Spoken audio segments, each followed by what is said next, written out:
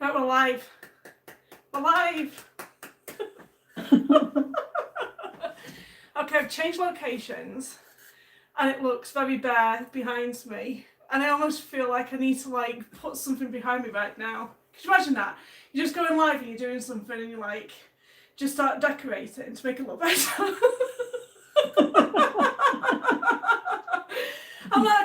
I was thinking about, like, I was just in the shower, right? And I was there like, oh, I'm guessing I can't do my live in pyjamas. And it was literally just half an hour ago. I went in the shower and got ready. Because I can't do it in my PJs. Bummer. And then I was thinking, at the last minute, I'll tell you what, I'm going to change rooms. So in 15 minutes, I've pushed the bed out of the way in your room that you should be in, by the way, because you should be here today. I know, I should be there. Are you going to cry? No. I don't think you love me enough as a daughter if you don't cry about not being here.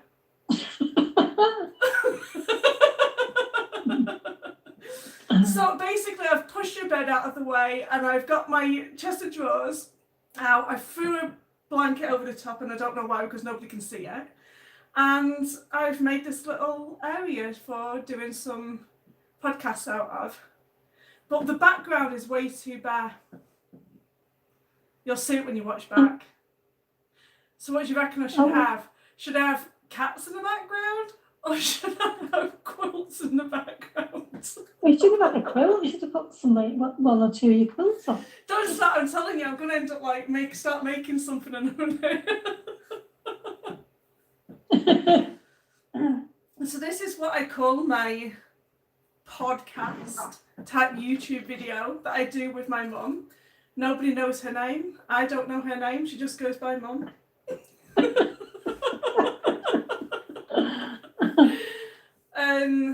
Yeah, and I'm going to pick up where we left off last week because we didn't really finish it off. And it was all about the history of quilt blocks. Oh, and another thing before I get started. Remember last week how I said I love how finding like free things in magazines and stuff? I found a magazine yesterday. And I'm not sponsored. I have to say this every single time that I say something about a product because apparently like YouTube makes you like say whether you're sponsored or not because sometimes people get paid to do things and say things. I have not been paid to say this, but I just want you to know that in today's quilter there is a free template and it's a triangle in a square template and it's free, not three. No, I said free. It's free. It's free. No, yeah. It's free, not three. Free. Oh my lord. See, I had to like correct myself then because I was like, no, free. And today's quilter. I don't even know what issue. Oh, that's good, isn't it? Eh? Is it a good brand? Do you think? You know, is it good quality? I think so. It looks okay. I mean, it was like $17.99 Canadian for this magazine, and $16.99. There you go. It's cheaper. But if you go to the US, you get it for $15.99. And basically, it comes with this template, and then inside of the magazine, it also gives you tips on how to use the ruler. It's an essential guide to working with equilateral triangles. So it looks quite interesting. I mean, I've tried to work with triangles before in quilting and I wasn't quite successful. And looking at this magazine right now, I can see where I probably went wrong. Because it's the way that you sew your triangles together and there's just a way to it. So that's probably where I went wrong. I'm just gonna sit here and just read a magazine. You don't mind. So there's the free FREE gift with that magazine. So like it comes with like a triangle, and it's like a half a triangle almost. It comes with. It's kind of interesting. I kind of want to do something with that. I got it yesterday, and I was there like, oh, maybe I should do something for the show today. And then I was like, I just can't be bothered.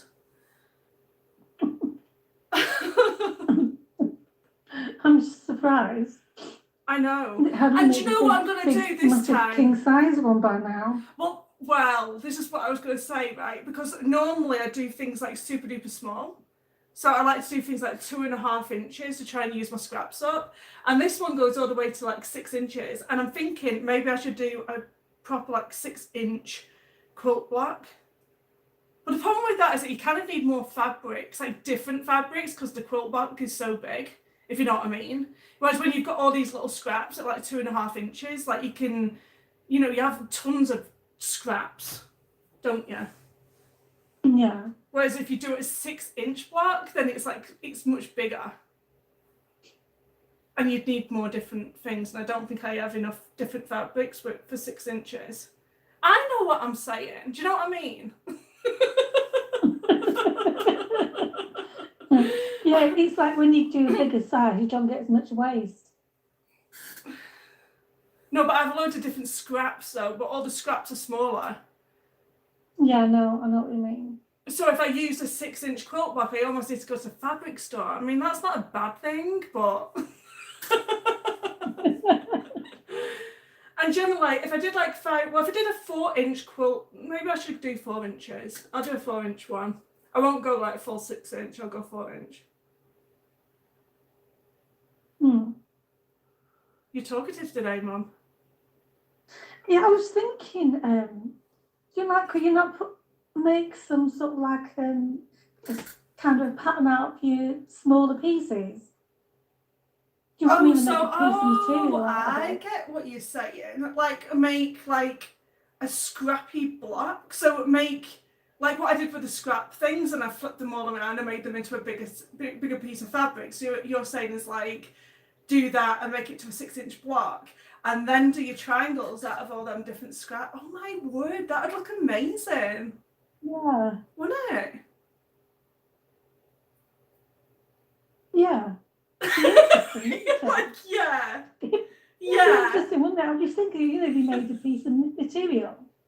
Because you've done that before, haven't you? Yes, I did a video on it. Yeah, so if you make it like out of all the bits of fabrics that you got. Who do I have? It's Roberta. Hi, Roberta. How are you? Hello, how are you? Like It's your mother like that. It's terrible here. It's raining, like. I love how you go, hello.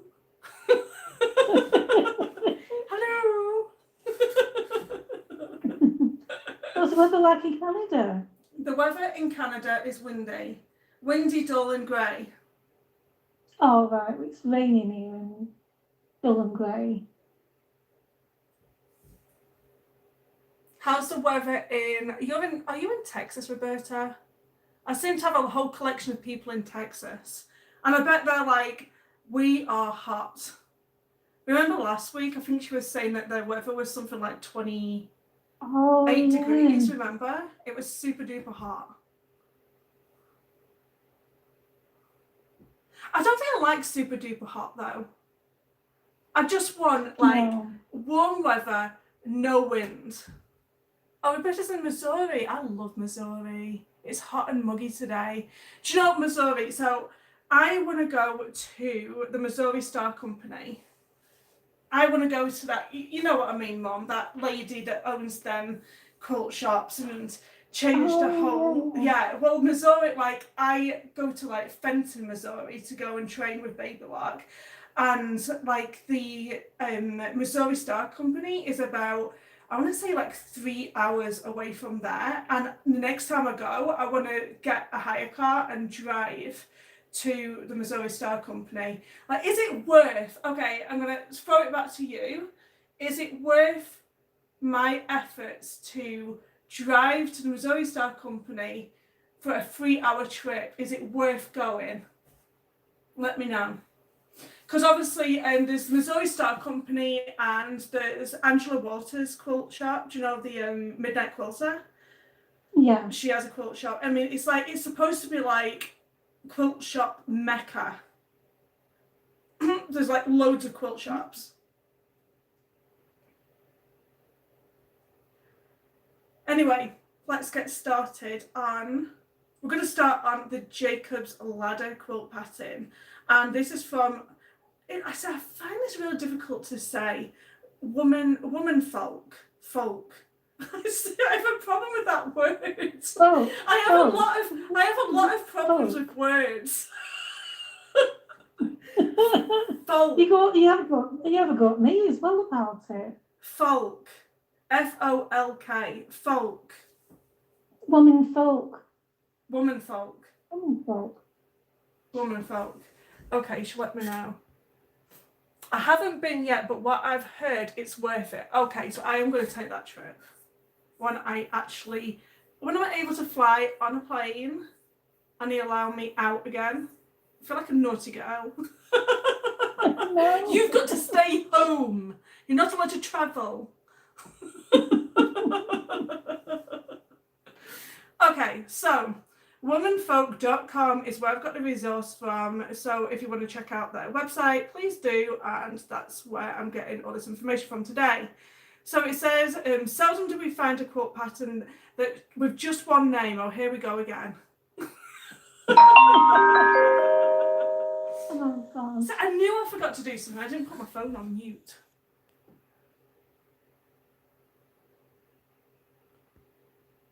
Oh, and I don't think I can do it now without screwing up the video. Sorry. Okay, so here we go again. So this pattern's been called many.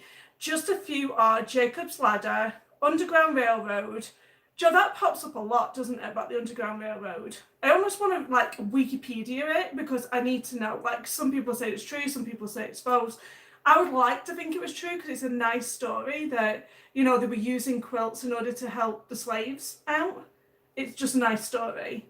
And Road to California, off to San Francisco, gone to Chicago, Stepping Stones, and Trial of the Covered Wagon. Trial of the Covered Wagon. So all these names have one commonality. They all speak of going somewhere in which, Mum, me and you can't do.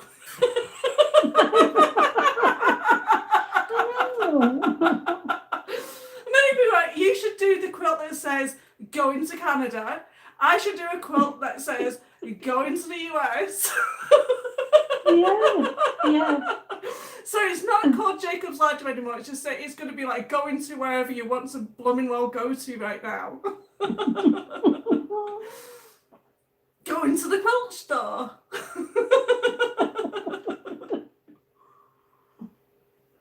Oh, actually, you could actually do something like that with the blocks in the centre. Like you could do like, I don't know where I'm going with that. Anyway, they all speak of going somewhere. It's fun to imagine what might have inspired these names. It may be a trip through the garden using stepping stones, or it may be the long journey west in a covered wagon. Women might well have dreamed of travelling as they were sewing on this quilt. I don't actually understand when I look at the picture, if I'm honest. Do you? No. Not at all. Do you get a ladder from it? Not really. I don't get it anyway. It looks more like a trellis. Yes, it does. It doesn't look like a ladder at all. I'm not quite understanding that. Inspired by the Bible and uplifting faith. When Marie Webster wrote the first known book on quilting in 1915, she referred to the Jacob's Ladder pattern in this way. The bold and rather heavy design known as Jacob's Ladder is a good example of a pieced quilt.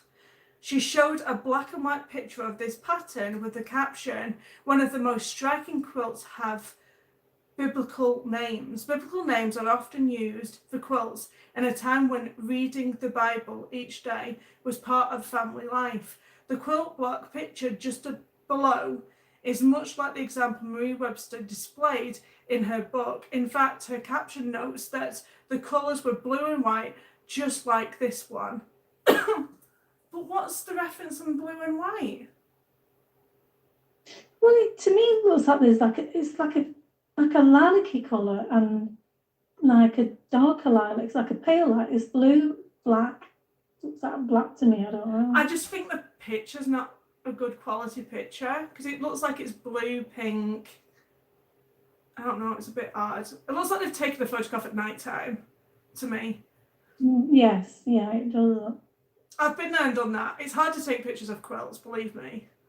And I think they're best when you like literally go outside and take a quilt with you somewhere and go and take it somewhere to the woods or something. Yeah. You look like an absolute idiot. Like, trust me, I did a whole YouTube video where I was doing like a quilt show with my quilts, and I took it to one of the walks that we go on, and I literally did it at the top of that walk and people were walking past me and I've got these quilts hanging from trees. They're like, what is she doing?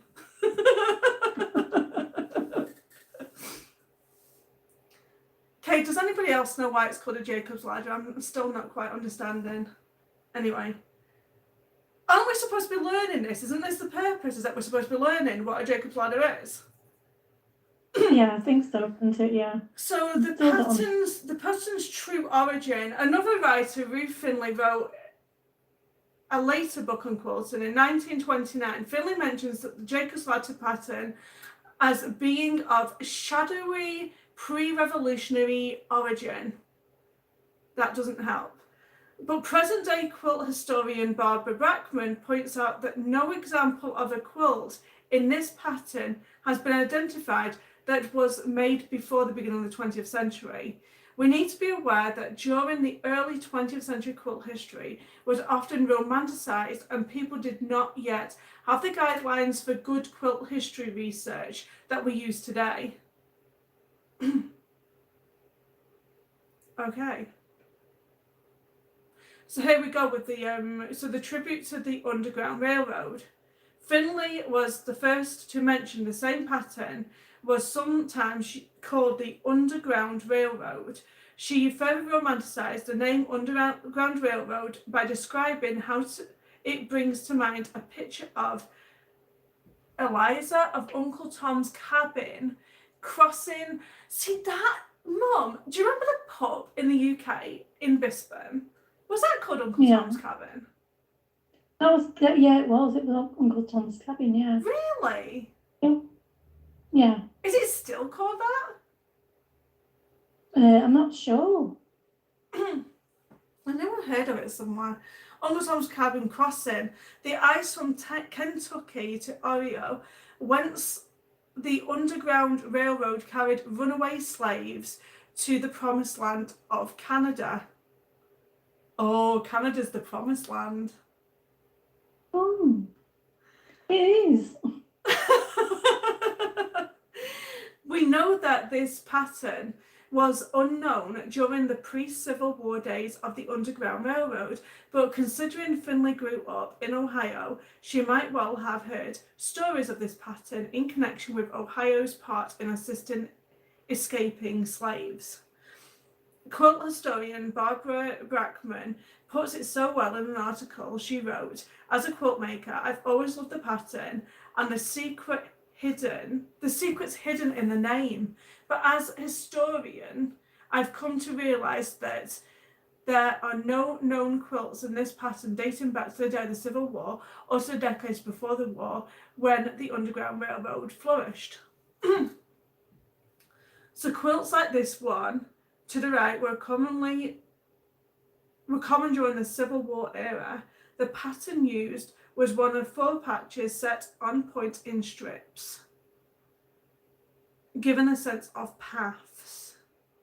Okay. But I would say it would be more like a stepping stone quilt. because it's like they're like diamonds. I guess it's more of a stepping stone quilt. I can see where the parts are like where the pale blue triangles are. So I have another picture that you don't have, like we did last week. And they've got like the squares in diagonals, like so they look like diamonds. They're going all the way up in a row, and then the next column they've got like a plain border going all the way down, and then again and again and again. So it kind of like looks more like a path. It actually looks like my path that we've done outside. Yeah. So perhaps the Underground Railroad pattern evolved from the earlier pattern. In the end, we must see the name Underground Railroad for this quilt block as one that remembers and honours the brave people who escaped slavery by travelling north and those who helped them. This does not make its historical significance any less.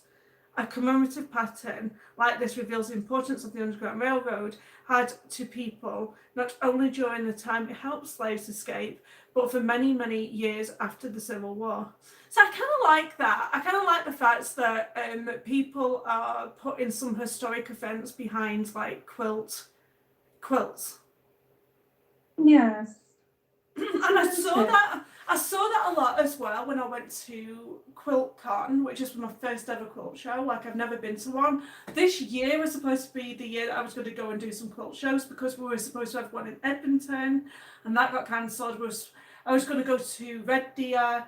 I was going to go to as many quilt shows as possible, and I was going to do like YouTube videos and all of them, like showing like what they were like and stuff like that, and actually tending them instead of like being at them. And what I noticed there was a lot of like quilts that people are doing now that they want to, you know, like timestamp like events. And a lot of it was done with applique, of course. Oh, it's good. I like applique. I like applique.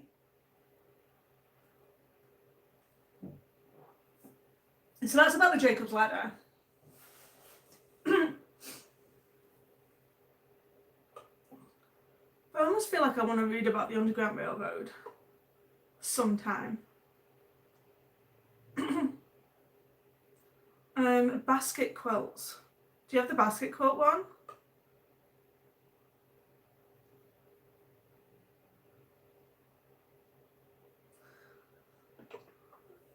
Oh, So in all cultures, the basket is a daily presence in a woman's life. Light willow constructions, white oak egg baskets. They're all filled and emptied and refilled in the external repetition of housewife's duties. So that's where I'm going wrong. I don't have a basket. I need to get a basket in my life. what do you mean a basket? I'm assuming like a wooden basket. Do you know, like they sell them at Michael's, and I often look at them and think, who buys these baskets? Like the old-fashioned baskets. Do you know who they would have used years ago? The wicker ones? Yeah. Oh, I've got two of them for the logs. You've got some baskets? Seriously? Yeah, I put my logs in it. Where did you I've get got that one in from? the front and one in the back room.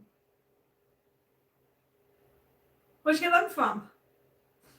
I got one from, I can't remember. And I got one from the car boot sale. And I can't remember where I got the other one from. So that is one thing that I actually miss about the UK is car boot sales, and they don't have them here. They have more like garage sales here, and I don't like garage sales because you've got to like go to loads of different garages in order to like, and you got to know like who's having a garage sale. But in the UK, they have these things called car boot sales, and basically there'll be somebody who rents like a great big massive field, and then people literally take their cars. I mean, so, like people make businesses out of it, let's be honest. And people take the cars and like they basically have a table set up. So it's a bit like a craft fair, but like people are selling their junk to other people who want to buy their junk. Yeah. It's just like Preston is that it's got an open air market. and it's just like on it's a Tuesday? The Tuesday, it's a car boot sale. I didn't know that.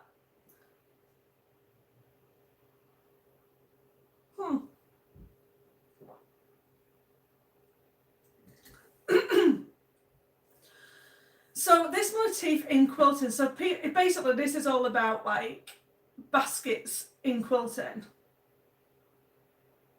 Probably the earliest quilts using baskets were whole cloth quilts.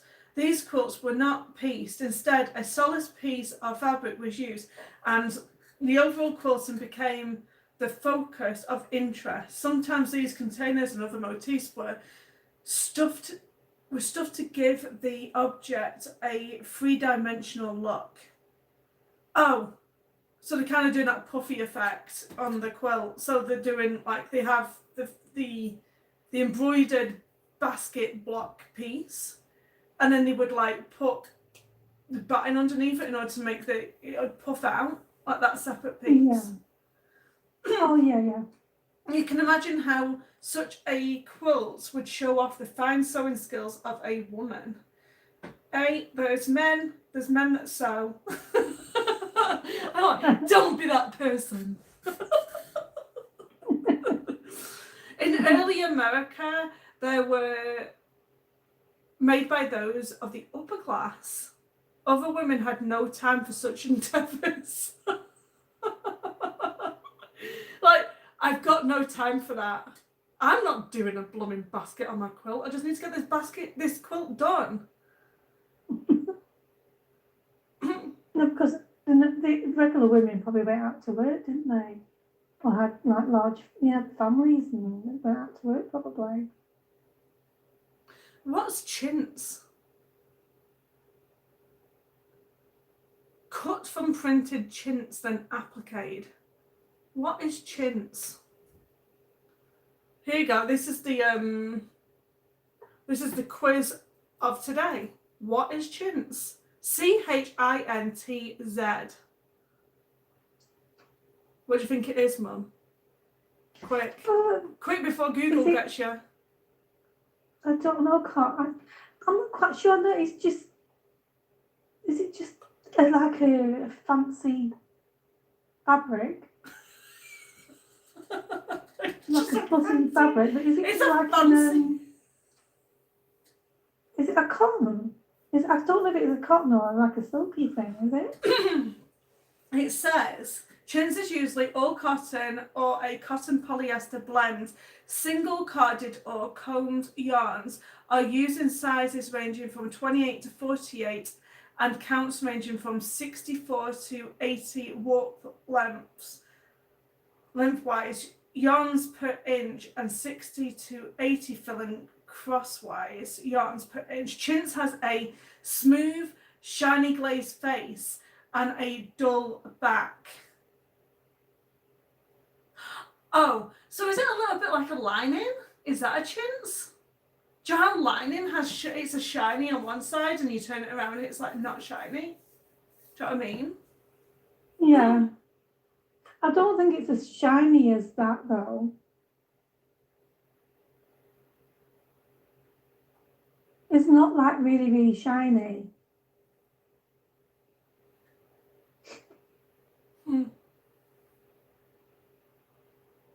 Another form of quilting in early America was that of Broderie Perse.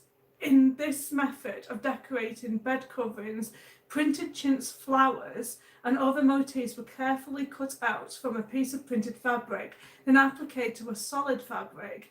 The cost of the lovely prints was high as fabric imported from India was highly taxed by the British. Here we go. It's our fault. Keep your head down. Even the wealthy used these fabrics in a frugal manner. This container was often the central theme in these quilts. An example of such a quilt made in Maryland about 1800 involves both themes. The basket is the base for the tree of life adorned with leaves and flowers. Two birds typical of the fabric of the time sit below the gazing at it, and the garland of flowers and leaves surround it all. That is then surrounded by several wreaths, flowers and birds. As you can imagine, the container becomes a root of all this, a symbol of home and womanhood. Sounds very busy with flowers and leaves and birds. Yeah, that's what Chintz is like. It's a very pretty fabric. Speaking of animals, I think that baby bunny is eating my petunias. Oh, is he? Is he found his mummy? Oh, she comes and she goes. Oh. So the medallion quilt designed around the motif. What I've described above is an example of the medallion style quilt with a large central figure surrounded by pieced or appliqué decorative items.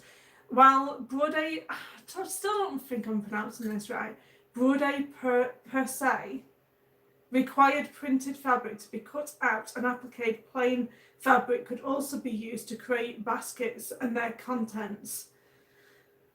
This motif was popular for these medallion style quilts. These range from the very stylized quilts with appliqué baskets, vines and flowers during the 19th century to the stunning 20th century quilt by Ruth Lee, shown to the right. Did I take a picture of this one? I don't know if I took a picture of this one. I don't know whether I was going to do it or not. I don't think so. I've not got it. So even crazy quilts sometimes include embroidered baskets amongst the lavish embroidery found on many of these quilts. Modern crazy quilt makers have even crafted floral arrangements with silk ribbon to flow from the embroidered containers. See, I kind of like that. I want to do that a bit more. Do you know, when I have a bit more 3D elements on my quilts, so they kind of like pop a bit better, rather than just have them two-dimensional where it's just like they're just like all flat. I do like the element of like piecing the quilts together, but I almost feel like you need to like add more to it in order to make it look a little bit different from everybody else's. In what way? How do you mean? Well, like that. Do you know the window one that I did? I can't remember what it's called. Do you know the one where it looks like window? Oh, the cathedral window. No, not the cathedral window. Do you know the one that I did the other week? The New York one, where it's got the skyline and it looks like you're looking out of a window. Oh yeah. Well, I almost feel like I want to do something on top of that to make it look even more interesting, rather than just making it look like you're looking out the window. So this is why I think like you're better off like just doing the quilt top, and I think, okay, that looks nice, put it away, and then bringing it out again a month later and thinking about how can I add to this? How can I make this look better? How can I make it look different? How can I make it look more effective?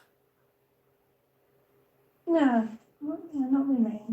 Because I seem to just want to at the moment just like poo and get them all done and everything, but I don't know whether I'm making them look a bit, they just look the same as everybody else's, rather than like, you know, trying to make it look a little bit different. So piece examples both primitive and sophisticated. In the most primitive form, triangles, diamonds and other shapes are cut from fabric then pieced. See? I've like flowed on from that at the beginning about my free triangle thing.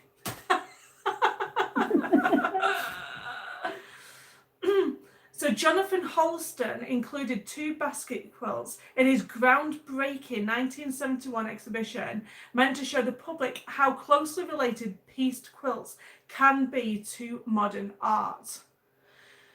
The most rudimentary one consisted simply of a triangle for the basket with curved applique handles. They are red on a white background with barely visible cream bases. Holston considered this quilt a prime example of aesthetic revolution. The other is crafted with a triangle on the base while 4 diamonds rotate from the top of the container and peer to indicate flowers. Each basket is on a white background, and they are made with a variety of fabrics so that not one is the same as the other. The blocks are on point, alternating with brown dotted fabric squares.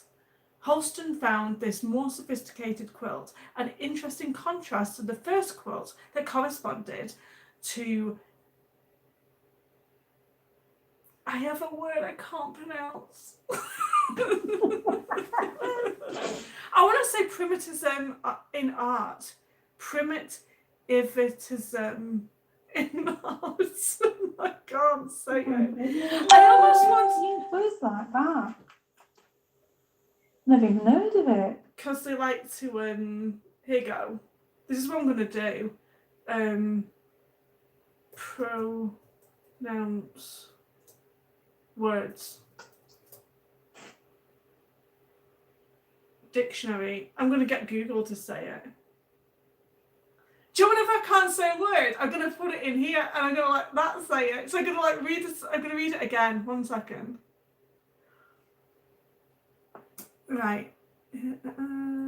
Copy. And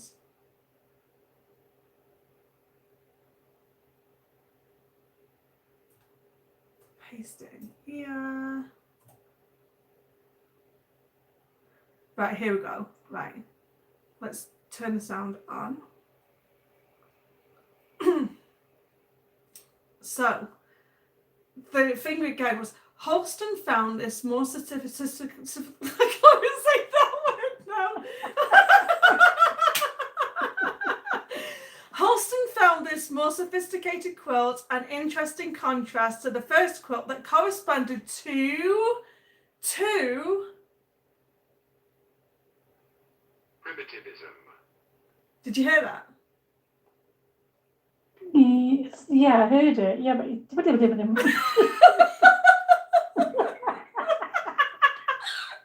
One more time, listen. Primitivism. I don't think he can pronounce it.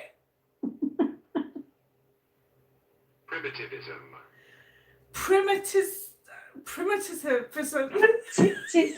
Primitivism. That is not how he says it. Leave it again. Primitivism.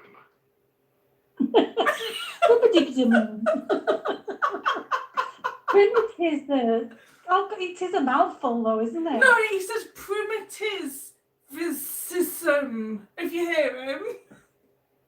Yeah, I know. Primitivism. Primitivism. Primitivism. Primitivism. Anyway. Maybe this sewing podcast needs to be turned into how to pronounce things properly podcast.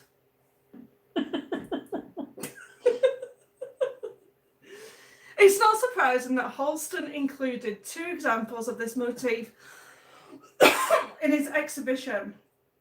This piece block patterns has been popular for a very long time. Now I'm going to have a coughing fit. Have some tea. I did, that was a problem. Oh God. Anyway, so quilt historian Barbara Brackman found the earliest known dated pieced basket quilt was made in 1855. Quilted and applique examples occurred even earlier. So we found this motif in decorative symbols throughout the life of our nation. In 1779, stoveplate in Pennsylvania displays a basket cast in iron. They were glazed on fine dishes, carved into mantelpieces, stitched on staplers, stitched on samplers, and printed by fashionable young ladies. Although we no longer carry our vegetables, flowers, and other goods in them, we are in love with the romantic symbol of baskets. We show it by using them as containers for gifts and for decorative arrangements. No wonder they are one of the most loved objects related to home and Hearth. Okay. I'm really surprised you have a basket. I'm just saying. What, me? Yes, you. I've got my logs in it. I've had them for years now. It's bugging me where I got my other one from. So you've got a cuff as well.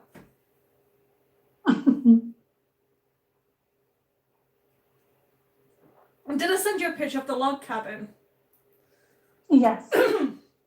It's a very busy block. The one that I sent to you is. Did I send it? It looks like a cross. Have you got that? Yes, I have, yeah.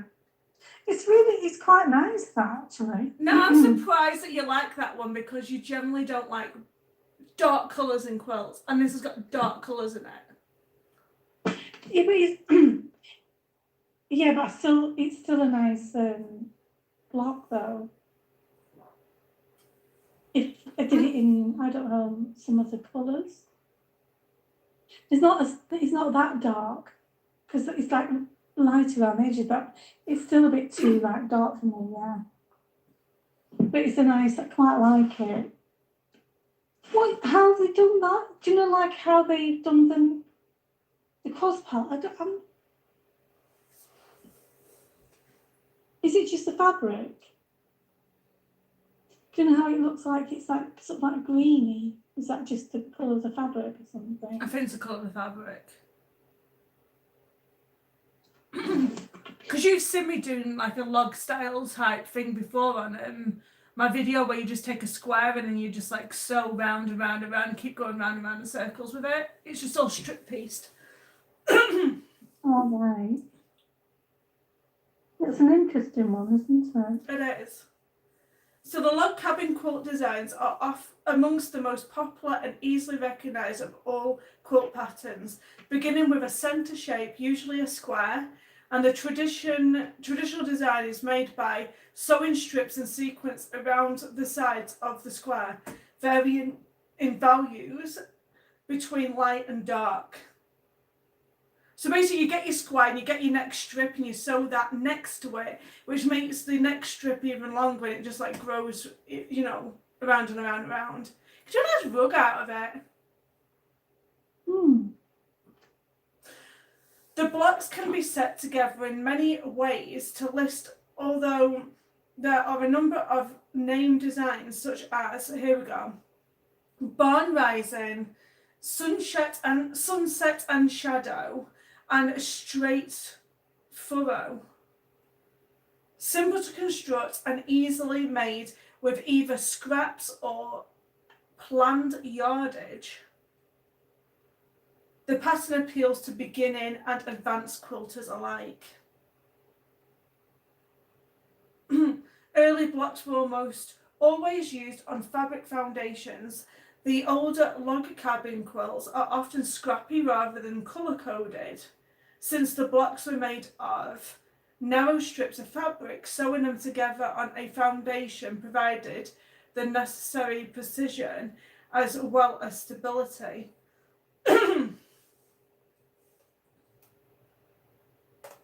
So I think I did mine. I did something like mine on like fabric foundation paper pieces as well, I think. Early blocks were almost always pieced on fabric foundations. So you sew it and you flip it over. And the older log cabin quilts are often scrappy rather than colour coordinated, since blocks were made up of narrow strips. Did I not just read that? So when it was together on foundation provided the necessary precision as well as stability. I think I just read that.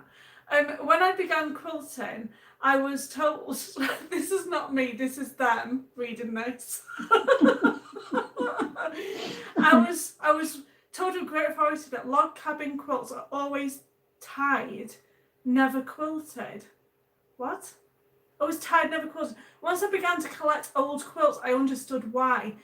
These foundations were often weighted fabrics of different weights, perhaps recycled, and in the days before sewing machines were widely available, would be almost impossible to quilt through by hand. How do you tie a quilt? What does that mean?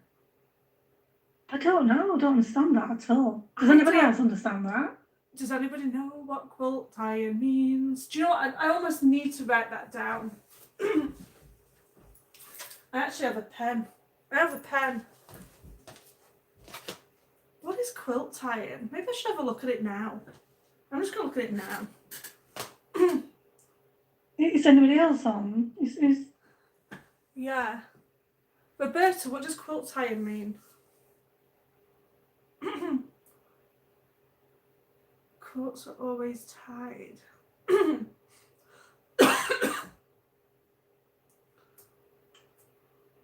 What is quilt? What is quilt?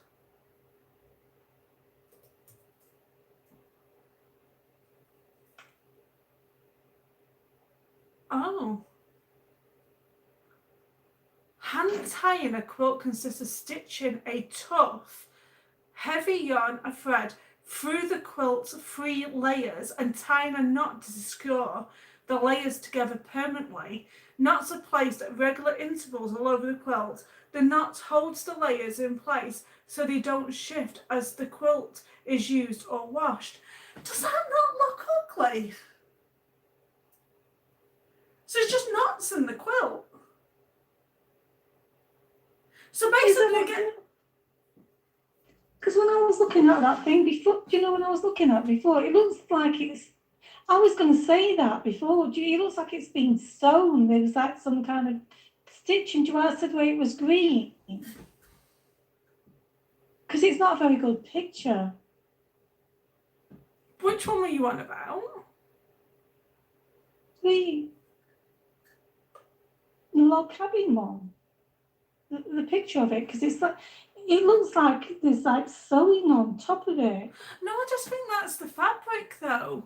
When I'm looking at it, it looks like the fabric, it looks just like it's a model design, but to literally have like, so Roberta is saying the same thing where, you know, and it's not just, it's not a thread, they're using literal yarn thread to tie it. What do you mean as yarn? Do you mean wool? Yeah. So they tie a knot in the centre of the block. I almost would tie it in like the ditch, like in where it's piece, so I couldn't see the knot. Well, that's probably the whole point, is to give it a bit more texture in that. But if you go into that length of like tying something in a knot where it's clearly visible, why would you not use something like a ribbon, like a nice ribbon, and then tie a bow? You know, like something that looks pretty rather than like this piece of yarn. Yeah, but will you be able to thread some ribbon too? You would be able to, yeah, because so how to hand tie quilts? Yeah, because if you can thread. Oh, I don't like it. Do they leave that there? Like these big knots?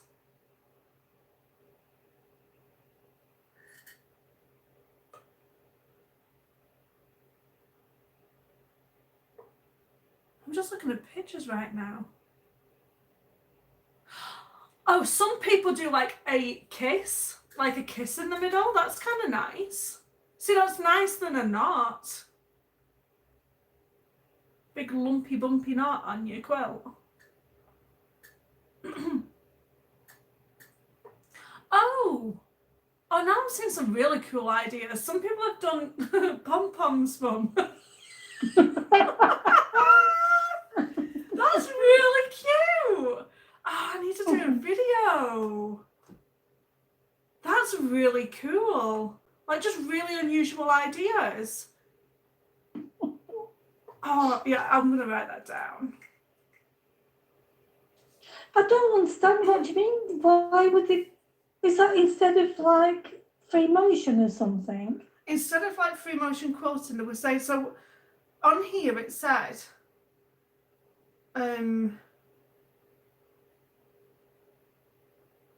when I began quilting, I was told with great authority that log cabin quilts were always tied and never quilted.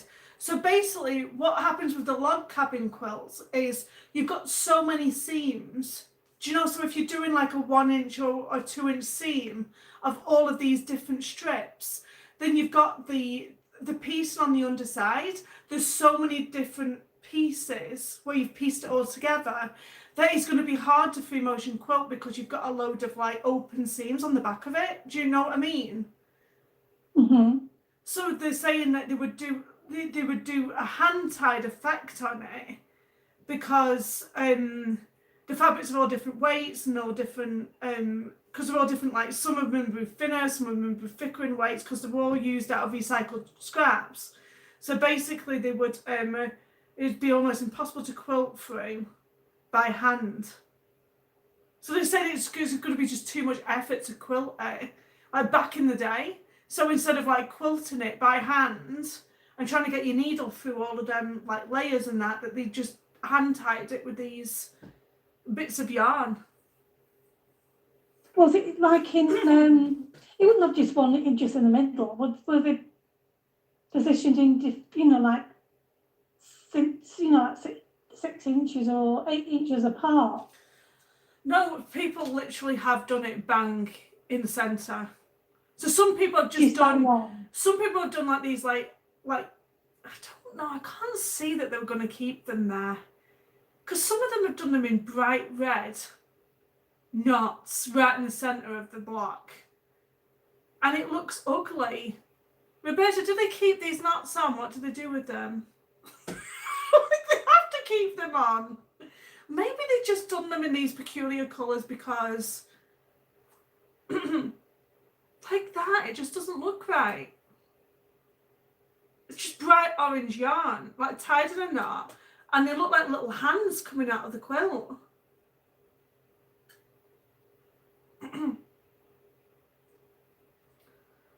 Anyway, you have to look at that later, Mum, on your phone. Yeah, okay. Because I'm not quite sure about it, and I honestly think it could be done in a nicer way.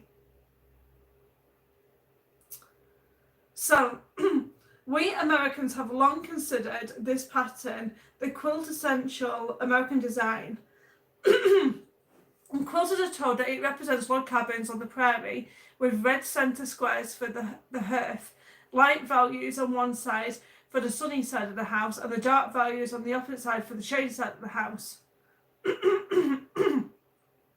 The heyday of the log cabin in this country was in the 3rd and 4th quarters of the 19th century, corresponding to the widespread trek westward after the Civil War. So the Little House on the Prairie figure fits nicely. You used to like watching that. Yeah, I did, yeah. You were all about that guy at one point.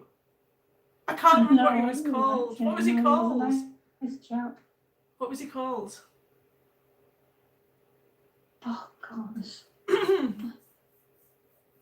Here you go, another quiz. What was the guy in the Little House on the Prairie and Stairway to Heaven called?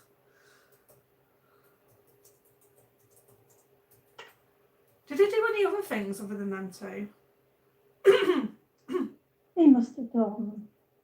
Do you know his name is on the tip of my tongue? I know. It's on Netflix, actually. I was watching it. Oh, God. It's bringing up Led Zeppelin's Stairway to Heaven. Was it called Stairway to Heaven? No. Yeah, it was. It was called Stairway to Heaven. Oh, no. 1 second. I don't even think it was. Is it called something Lambert? No. Do you like how I just get totally off topic?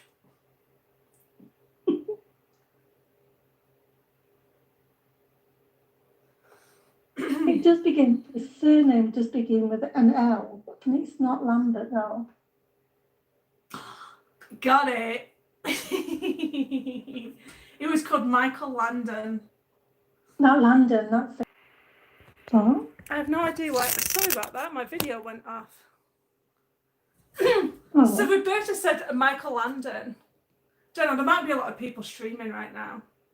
I corrected it quite quickly. I went back live. Michael Landon.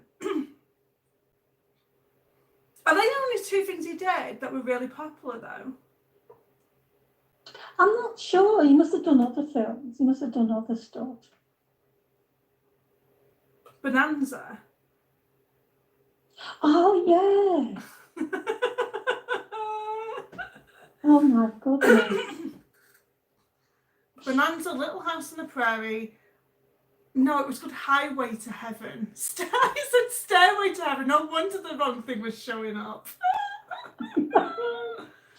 He died of pancreatic cancer in the end, hey? Oh, yeah, I know. He wasn't that old, was he? So up through the run of Highway to Heaven, all of Landon's television programmes were broadcast on NBC, a ownership of which lasted 30 consecutive years for the network. After the cancellation of Highway, and due to a fallout with those within NBC's upper management, he moved to CBS, and in 1991 starred in a 2-hour pilot called Us. Us was meant to be another series for Landon, but with his diagnosis on April the 5th of pancreatic cancer, the show never aired beyond the pilot. Aww. Oh. Well, how old was he?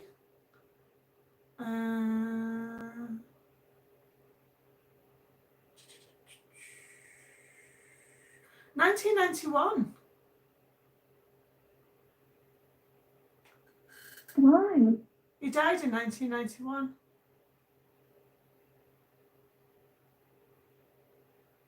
He literally was in television. His active years was in 1956 to 1991. That's a long time in the show business, isn't it? Yeah, you're right. He died at 54 years old, Mum. Yeah, I knew he wasn't that old.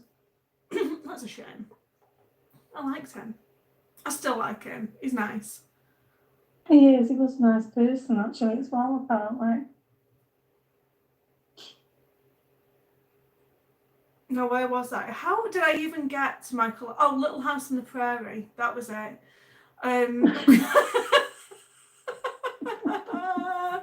The graphic pineapple log cabin design is a classic log cabin with strips laid on the diagonals in addition to those on the horizontal and vertical planes. It too derives its design from the placement of dark and light values. So the log cabin quilt designs, however, have been found across Atlantic quite a bit earlier than we have documented them in the US. Our earliest signed dated log cabin quilt was made in 1869 according to Barbara Bachman's design, begun with the Kansas Quilts project in 1980s. The British Quilt Heritage Project found extant log cabin quilts made as early as the second quarter in the 19th century. Log cabin patterns, on the other hand, I thought my phone was doing something weird again. Log cabin patterns, on the other hand, have been found in very early inlaid wood designs, in weaving and in embroideries. In Great Britain, a square perfume bag sachet worked in lattice silks in the pattern is shown in the 1926 book. A beautiful small box made for sewing tools embroidered on 4 sides with classic log cabins and a row of courthouse steps log cabin can be found in the National Museum of Scotland. Both are dated around the mid-1700s. When you begin to explore the origins of the pattern, its translations into fabric, it gets more and more interesting and can turn into a treasure hunt. There are several theories, and bear in mind we quilters can find patterns anywhere we look. Bathroom floors, ploughed fields, seen from an aeroplane, the back of a jacket worn by someone in the front of a line of us. Unfortunately, none of these theories can be verified at this point, but wouldn't it be fun to try?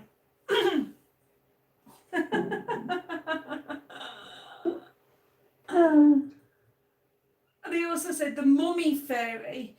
one of the most plausible in early part of the 19th century. When the tombs in Egypt were opened, the British found thousands of small animal mummies put there by funerary objects of respect for the departed royalty. Some of these are housed in the British Museum today, and we can easily see the log cabin patterning in the way the strips or lines are wound around the cat or ibex. Some of the mummies are even coloured, and some sort of dye in light and dark areas of the diagonals, exactly like the contemporary log cabin blocks. There were vast numbers of these mummies, and not knowing what to do with them, many were shipped back to England, distributed to farmers for fertiliser. Huh? Oh. Can't you just see a farmer's wife finding a pattern sitting in her yard and copying it with strips of fabric? God. We do that today, that we see things and think, yeah, I think we do. I can do that. The French were caught up in the Egyptian craze. In Quilters newsletter magazine, Darcy Patterson says Description de l'Egypte, which is a document published by French scholars who went to Egypt with Napoleon in the early part of the 19th century. It contains pictures and drawings of mummies and the log cabin design. She discusses the mummy theory in some detail from both the British and French viewpoints. Janet Ray in Edinburgh raises another possibility for the source of the design. Land cultivation is commonly practiced in the Middle Ages onward in Europe and the British Isles. Farmers lived within confines of the village walls, going out each day to work their fields. To be equitable, is it equitable? Equitable. Every tenant was given a portion of both wet and dry fields, known as run rigs. Early maps of run rig farming shows fields laid out in the pattern very close to a log cabin design. Janet just published an excellent book about log cabin quilts, tracing several of these theories, including a possible relationship to early Greek and Roman geometric designs as the origin of the pattern. How cool. Ooh. In the British Isles, the pattern is often called Canadian log work, and there are many log cabins found in Canada. Which direction the pattern travelled across the sea is unknown. The log cabin design found throughout Great Britain is very similar to the ones we are familiar with here in the US. Same cotton, many scrappy, some silks and velvets. From the late 19th century, even colour coordinated with a fabric obviously chosen specifically for the project. On the Isle of Man, they claim the pattern is called the roof pattern. A piece it with folded strips sewn together onto the fabric foundation, as well as designs made with scraps, red and white log cabin quilts set in traditional zigzags are commonly found here, some said to be dated earlier than 1850. The isle is fairly isolated and rural, without easy access to modern tools and equipment. Lacking scissors and rulers in the past, quilters tore fabric into strips and used the length of their fingers, thumbs and size of handspans as measurements for the parts of the block. This meant the blocks sewn by one quilter wouldn't necessarily match of another quilter. Huh. Mm. So the log cabin is a totally fascinating pattern. In all of its variations, from what we have been able to discover, it probably has been executed in fabric for less than 200 years. Maybe eventually we will discover more about its origins, both pattern and quilts. It may turn out to be synchronous. I can't pronounce that word. Let's get our friend. Symphonotic. Not symphonotic. No, symphonotic. What?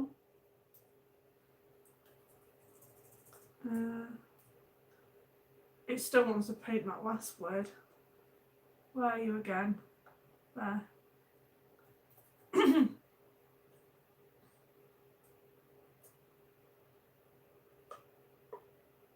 Oh, my computer's been a pain.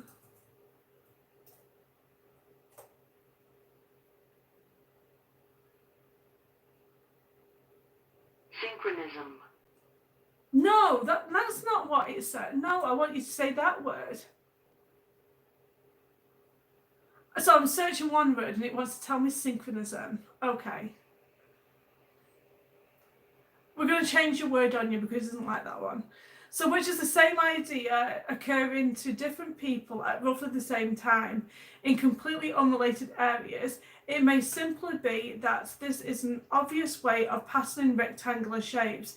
There are many squares of what we consider quilt patterns today, flying geese and square in a square, for example, which have been found centuries ago in Asia and the Middle East on tiles and carvings and textiles. We know for certainty that the log cabin appeals has lasted for several centuries and certainly continues unabated today. Have you been to the Isle of Man? No. No, I haven't. I thought you were going to go. I know I've always wanted to go. You got this weekend. I think I looked it up. I think we went when I was in the UK last, and we were over that way, and I was looking, and I think it's quite expensive, you know, to get on that boat in order to go across. Yeah, Isle of Man. That's what put me off going. It's quite expensive anyway, isn't it, to just go over there? I want to say at least it was something like, I want to say at least £200 or £300 it was to get on that ferry to go across and return. Was it? I think so. It was enough to put me off not wanting to go. Oh. And I can't remember if it was per person or whether it was car.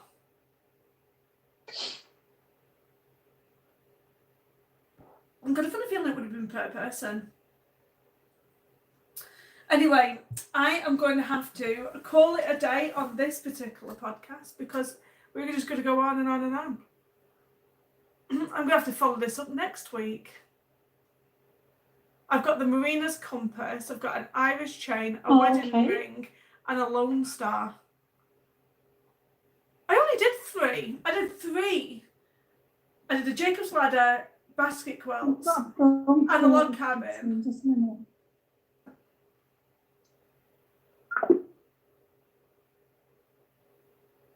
She hung up on me. There's somebody at the door. There's somebody at the door.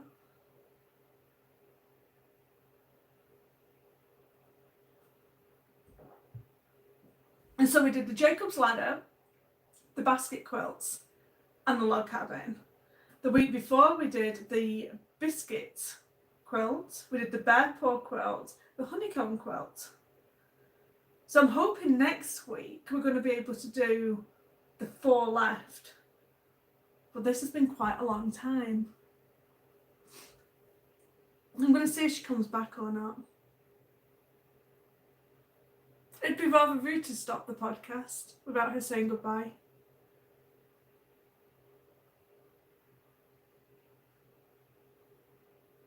So what are you guys all working on today? Are you still working on your quilts? Have you started on anything new? Let me know. I want to know what you're doing.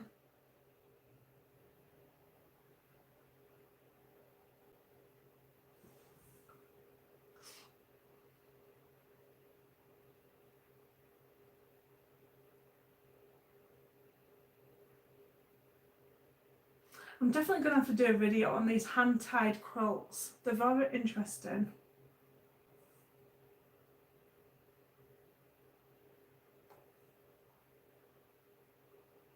I'm going to give her a few more minutes. If she doesn't come back, I'm just going to say bye. Oh, here we go. Are you there? No. get a bag.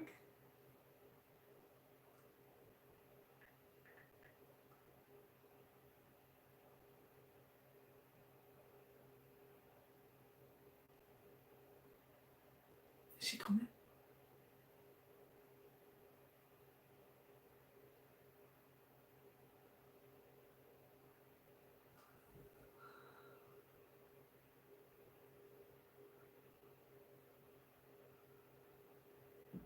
Come back, Mum.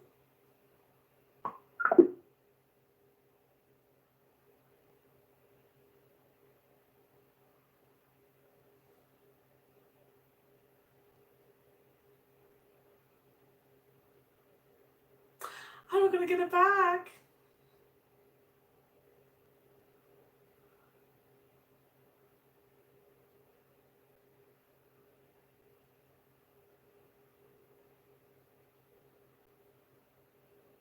Oh well.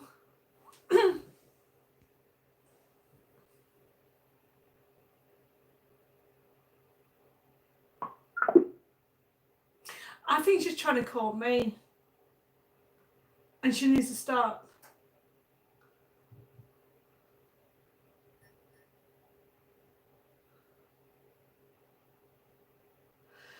Oh well. I think this is the end today.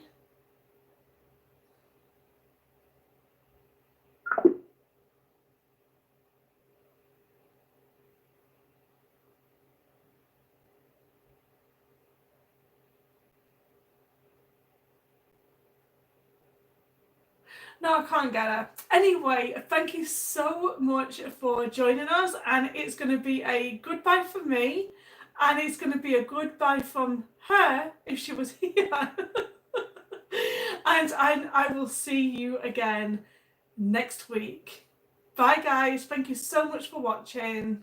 Bye.